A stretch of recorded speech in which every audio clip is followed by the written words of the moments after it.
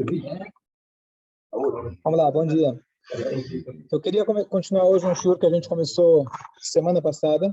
A gente estava analisando a história de um herege que era o sábio Elisha Ben Avuia.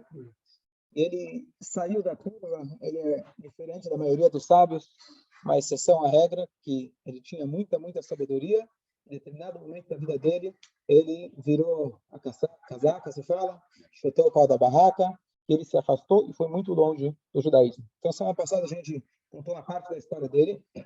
Eu queria hoje continuar vendo a história dele. Eu escolhi esse tema, primeiro que a gente estou o Pirkei Avot, está estudando essas semanas o Pirkei Avot, e segundo que tem tudo a ver com Teshuvah. Se a gente analisar quais foram os erros dele, e o mais curioso é que o Talmud não conta uma causa que fez com que ele mudasse de rumo. O Talmud tem discussão, vários episódios em lugares diferentes, contando o que fez uma pessoa dessa magnitude sair do caminho. Então, se a gente for analisar, a gente comentou isso na outra aula, a Torá evita falar mal de qualquer pessoa. Até mesmo de um animal, a Torá evita falar mal. Então, os sábios vêm contando para a gente as várias histórias, episódios que aconteceram com ele, que, na verdade, essas histórias não aconteceram com ele apenas, mas são histórias que podem acontecer conosco.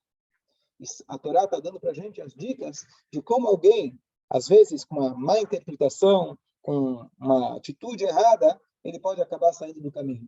Então, a gente não está contando a história de um indivíduo que aconteceu, e sim a nossa história, onde a gente pode se enxergar dentro dessa personalidade. Então, na outra aula, a gente falou um pouco sobre a educação que ele teve. A gente contou da festa que o pai dele tinha feito. Durante a festa, começaram, na verdade, a ter frivolidade, etc. E dois sábios se juntaram e começaram a estudar a Torá. E aquela luz da Torá brilhou tanto que o dono da festa ficou com inveja, falou, uau, se a luz da Torá brilha tanto, eu quero que meu filho ele siga o caminho da Torá. A gente explicou que, apesar que isso foi maravilhoso, mas foi com um certo interesse do benefício que a Torá traria, e não pelo próprio estudo da Torá. Depois a gente comentou de que quando ele era criança, já de criança, quando ele estudava a Torá, ele cantava as músicas, como a gente falou, quando você estuda na Yeshiva, tem aquele, você estuda na Yeshiva, né? E aí você fala assim. Então ele não cantava assim, ele cantava com músicas gregas. Ou seja, o espírito da época, que era o helenismo, que buscava a Torá como algo intelectual apenas, mas não a Torá pela kedushá, pela santidade da Torá. E assim também encontraram, no terceiro episódio, encontraram algumas vezes embaixo do braço dele, que ele carregava, saía da biblioteca, com livros de heresia na mão dele. Então, já desde pequeno, já tinha um pequeno risco, uma pequena tendência, um pequeno risco na semente dele, que depois brotou e lá na frente acabou fazendo ele mudar de rumo. Bom, ele cresceu, se tornou um famoso sábio, grande sábio, aceito por todos, não era uma pessoa qualquer.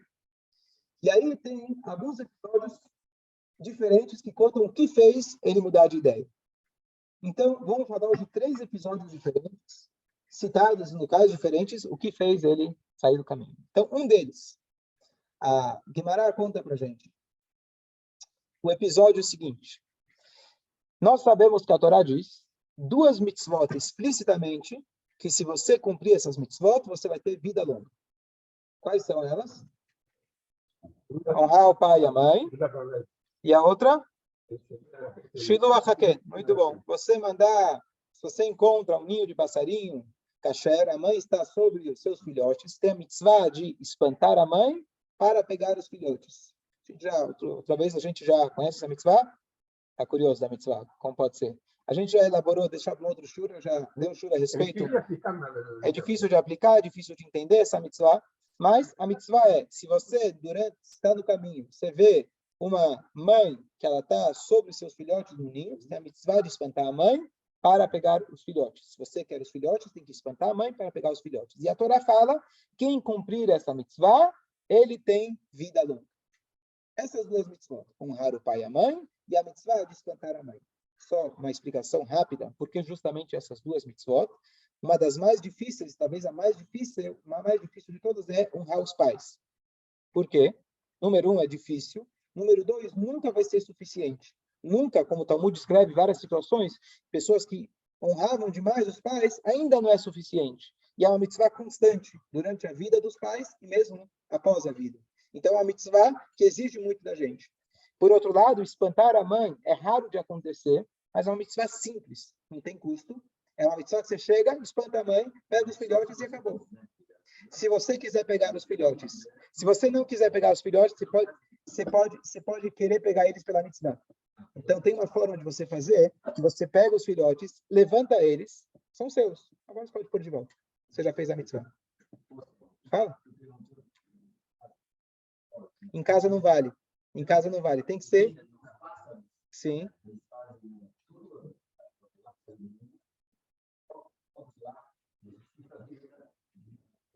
Se está acessível, precisa ver, porque tem, a halachá depende de como está, porque a Torá fala quando está no meio do caminho.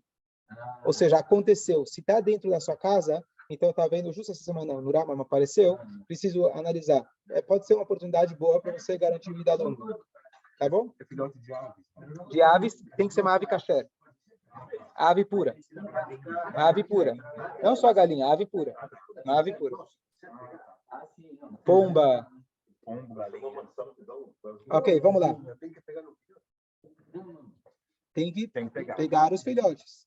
Pode ser um ninho. Você pega o ninho com os filhotes, levanta e devolve. Bom, por que justamente essas duas mitzvot? Então, os sábios explicam, na verdade, são dois extremos. A Torá pega a mitzvah mais difícil e a mitzvah mais fácil, que não tem custo. Ainda você sabe o benefício dos filhotes. Ou seja, a Torá está te dizendo, no final das contas, todas as mitzvot trazem vida longa. Se a mais difícil traz vida longa e a mais fácil traz vida longa, então tudo que está no meio você já deduz. Mas a Torá coloca explicitamente nessas duas mitzvot. O que acontece?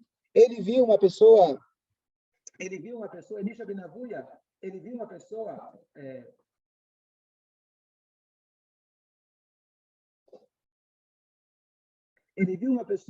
subindo numa escada para trepar numa árvore. Depois que o pai dele pediu, em honra ao pai, ele foi lá e espantou a mãe e pegou os filhotes. Ele conseguiu fazer essas duas mitzvot simultaneamente. Caiu da escada e morreu.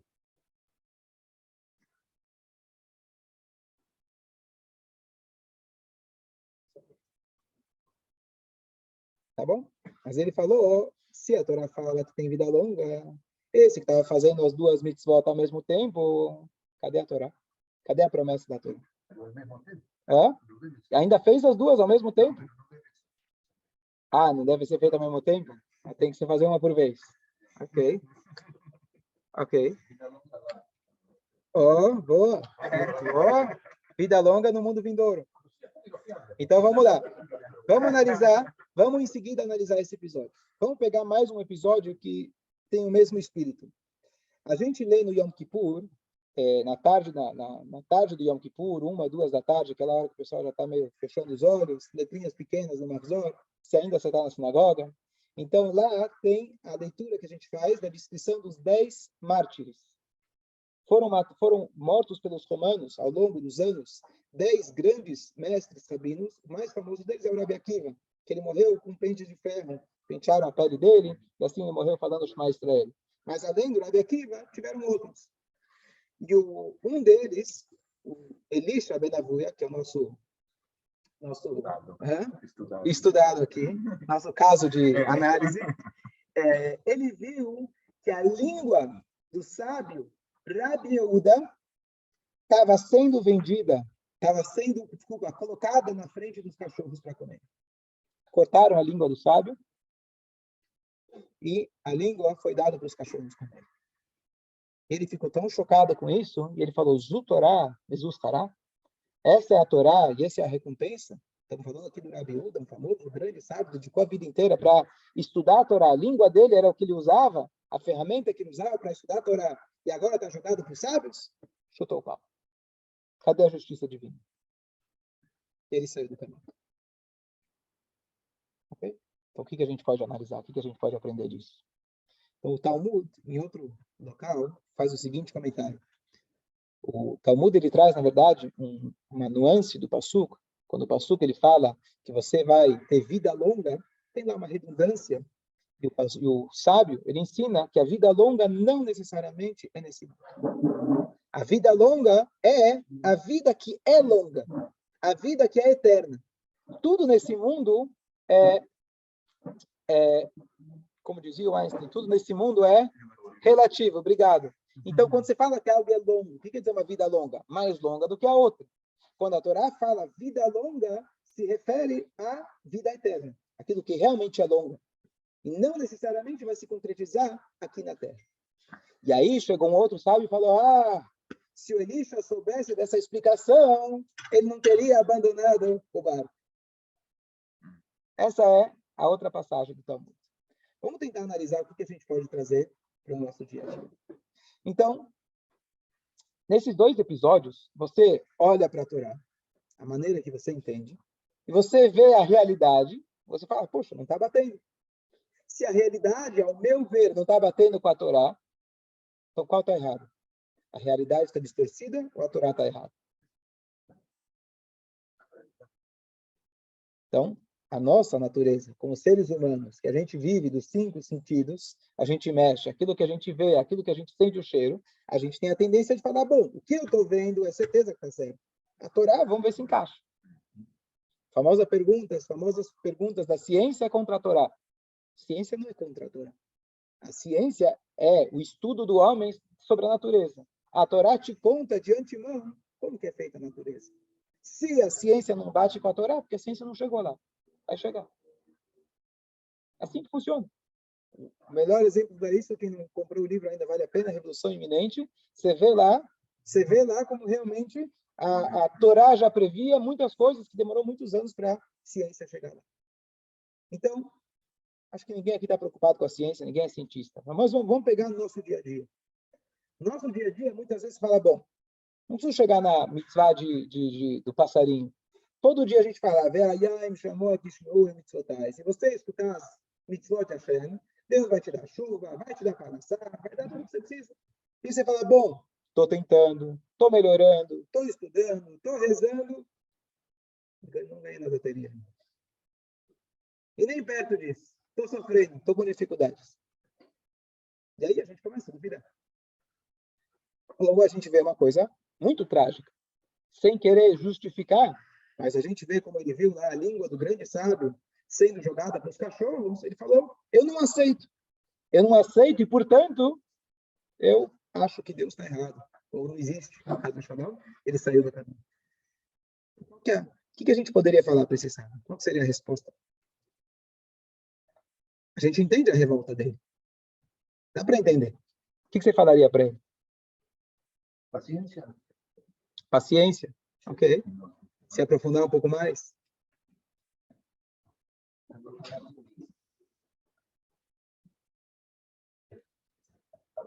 Encontrar.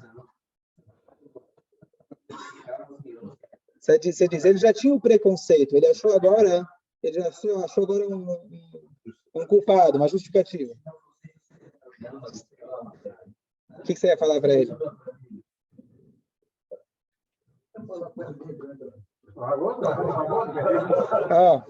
Jaime diz, você diria para ele, muitos são os pensamentos do homem e Hashem, o pensamento de Hashem, ele fica para sempre. Então, o que a gente... Sim, a gente diz na Tefilá. Ele também dizia. A pergunta é se ele aplicava isso. O que a gente pode aprender desse episódio? Se o Talmud conta para a gente criticando ele, é para a gente entender e aprender a não errar como ele errou. Então, a primeira coisa é a questão de fé. É verdade. Ao meu ver, a Torá fala A e aconteceu B. Como é possível? Não sei. Mas não por isso eu vou deixar de acreditar. Se a minha fé é proveniente apenas das minhas conclusões lógicas, é uma fé limitada à lógica. Então, não é fé. Fé significa, você vai no médico, você sabe que tem uma boa reputação, você sabe que há muitos anos ele vem tratando as pessoas com sucesso. E um dia ele te fala para tomar uma coisa que, ao seu ver, é veneno. Confia ou não confia? Se é um ser humano, pode até ser que ele erra. Talvez valha a pena você consultar um segundo. Mas se estamos falando no médico, no Criador, eu vou continuar confiando. Eu não vi o resultado. Acessa a sua fé. Não é uma fé cega, é uma fé que foi construída. É uma fé que você já vem desde o Sinai e na tua vida você foi desenvolvendo a sua fé, a sua confiança. Você fala, olha, apesar que eu tomei um tapa na cara, eu sei que é do meu pai. Eu não entendo, mas eu continuo, estou com você. Aí é fácil. Exatamente. Fala, Mordecai, agora que vi tua mão. Você trouxe uma passagem dos sábios. Os sábios, eles dizem que aquele que leu Ashrei, o capítulo 145, 3 vezes ao dia, ele garante o mundo vindouro dele. Então, o Marcos está perguntando qual a diferença entre cumprir a mitzvah do passarinho, ou de honrar os pais, e essa parte. Então, primeira coisa, em nenhum lugar da Torá escrita menciona mundo vindouro. Nenhum lugar. Não fala Ganeden, não fala Geinom, fala Ganeden onde Adam Arishon viveu, mas não como mundo vindouro. A Torá não fala sobre mundo vindouro. A gente já falou sobre isso em outro shur. A Torá fala sobre coisas que são visíveis e palpáveis. A Torá não fala sobre coisas que são além da nossa capacidade de poder se relacionar. Então, essa frase que você trouxe, 145, é dos sábios que estão no Talmud. Então, na verdade, seriam sinônimos. De acordo com essa opinião do Talmud que diz que a longa vida se refere ao mundo vindouro, e falar o capítulo 145 traz o mundo vindouro, são sinônimos. A Torá fala uma linguagem de vida longa, e o Talmud fala uma linguagem direta, quando eles fazem sim alusão ao mundo vindouro. Esclareceu? Esclareceu, eu entendi. E eu complemento, eu te pergunto com uma outra pergunta. Se todos nós vamos ressuscitar, ok? Se todos nós vamos ressuscitar, Sim. então nós vamos ressuscitar, isso vai ser a continuação da vida. Tá, aí eu entendi da pergunta. Deixa o pessoal aqui tá ansioso para a gente continuar. Peraí. Tá No bom. final, quando terminar, eu volto para a tua pergunta. Já tá cheio. Ok.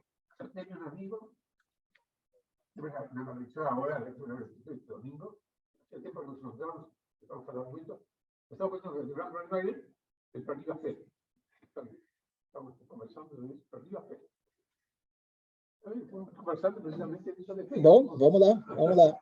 Então, quando a gente fala de alguém que enxerga o holocausto com seus olhos, quem somos nós para julgar? A gente está aqui para julgar o Elisha Ben Avuia ou alguém que passou por um momento trágico e diz que perdeu a fé, certo? A gente está aqui para ter, pelo menos de forma preventiva, para se acontece alguma coisa na nossa vida e a gente aparentemente não é aquilo que está prometido ou garantido para a gente não perder a nossa fé. Como que a gente faz isso? Não é simples.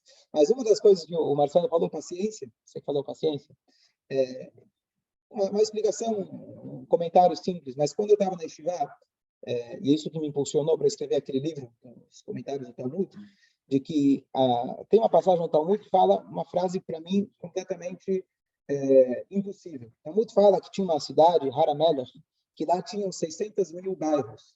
Cada bairro tinha 600 mil casas. 600 mil prédios. Cada prédio tinha 600 mil pessoas.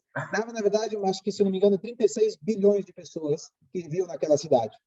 Então, eu falei, bom, isso aí é um comentário completamente fora da realidade. Talvez naquela época não sabia contar, aí ele acordou, né?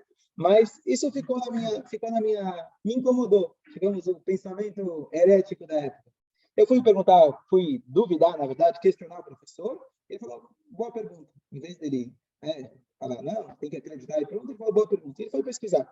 O comentarista Marshall, ele diz que é um exagero.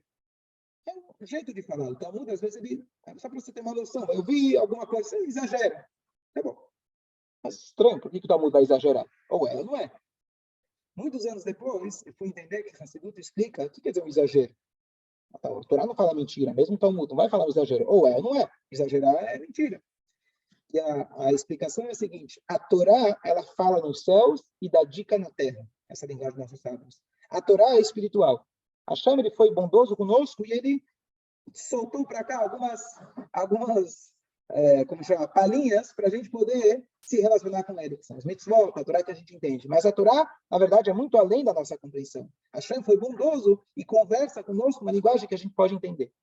Quando a Torá fala, o Talmud fala, tinha lá 636 bilhões de pessoas, porque a nível espiritual tinha 36 bilhões de pessoas, sejam anjos, sejam almas, seja alguma coisa nesse sentido. A nível prático, talvez tinha lá 1000 pessoas. Por quê? A Torá está falando para a gente a realidade. A realidade espiritual é essa. Nem sempre se manifesta fisicamente. Vamos voltar para o caso da vida longa. A Torá fala que vai ser vida longa. Alguém que fez essa mitzvah vai ter uma vida longa. Necessariamente nesse mundo? Necessariamente a pessoa vai se manifestar? Isso vai se manifestar nesse mundo? Talvez sim, talvez não. Mas essa é a realidade. Essa é a realidade espiritual. No mundo revelado, nem sempre isso vai acontecer. Uma pessoa tzadik, ele é rico? Tem que ser rico. Espiritualmente ou fisicamente, porque Deus promete. Tivemos grandes tzadikim que eram ricos de fato, pega Moshe Rabbeinu, Abraham, Yitzhak, Jacob, e aqueles que não.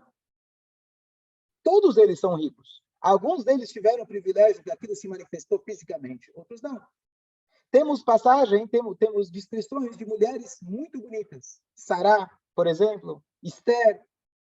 E se diz que a beleza física, na verdade, é um espelho da beleza espiritual. Fora essas, não tinha outras mulheres lindas espiritualmente?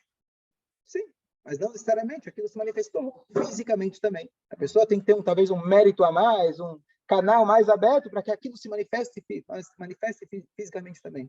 Então, o que a Torá fala, sem dúvida, é verdade. Talvez ainda não se manifestou fisicamente. Aquele que faz o bem, vai ter o bem. Eu vou precisar ter um pouco de paciência. Eu, Baruch Hashem, naquele caso, tive um pouco de paciência. E depois disso que eu fiz meu livro, que peguei várias passagens do Talmud que parecem ridículas, parecem completamente fora da realidade. E depois você estuda, você vê, poxa, quem estava fora da realidade sou eu. Eu que não entendi a profundidade das palavras dos sábios. Então, esse deve ser o pensamento nosso, a gente ter a paciência, saber que o produto é confiável, saber que o médico é confiável, e cabe a mim ter um pouco de paciência e humildade. A humildade de saber que eu não entendo tudo. E mesmo assim eu vou continuar no caminho.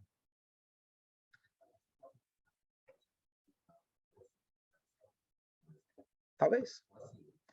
Eu não posso afirmar que seja na próxima encarnação que os sábios não falaram no Talmud. Poderia ser. E morreu. Em outro lugar. Sim, pode. Tá, a única coisa que a gente só tem que sempre tomar o cuidado é que quando a gente fala de sofrimento alheio, a gente não deve filosofar.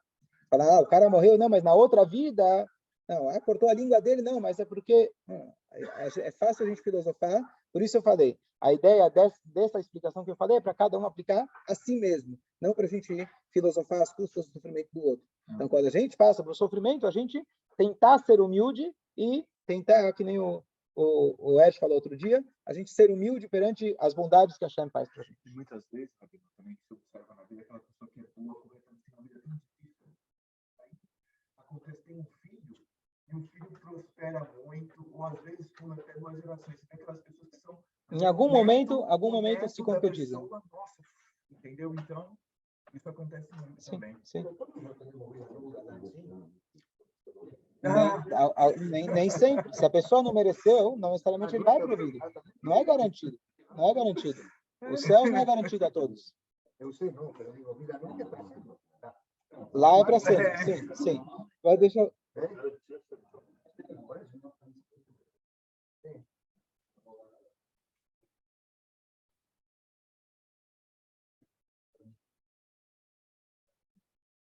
Exatamente.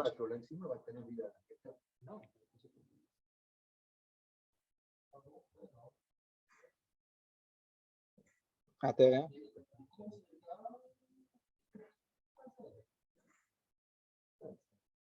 Ok. Eu vou deixar dois casos mais para a gente ir para a próxima aula, que só para introduzir. A outra opinião foi que ele fez, na verdade, se aprofundou demais nos segredos da Torá, e aí ele acabou dando o choque elétrico.